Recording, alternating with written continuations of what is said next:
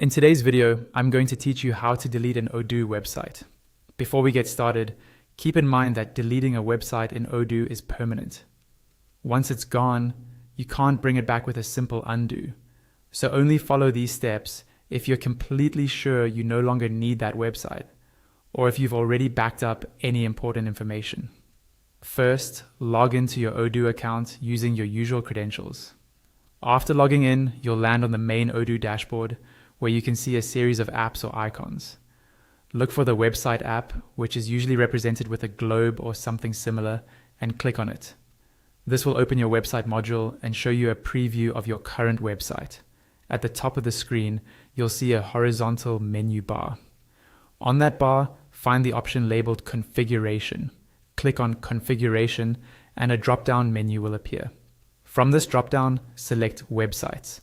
This section is where Odoo lists all the websites associated with your database, which is especially useful if you're managing multiple sites. You'll now see your websites displayed in a list format. Carefully look through the list and click on the website you want to delete.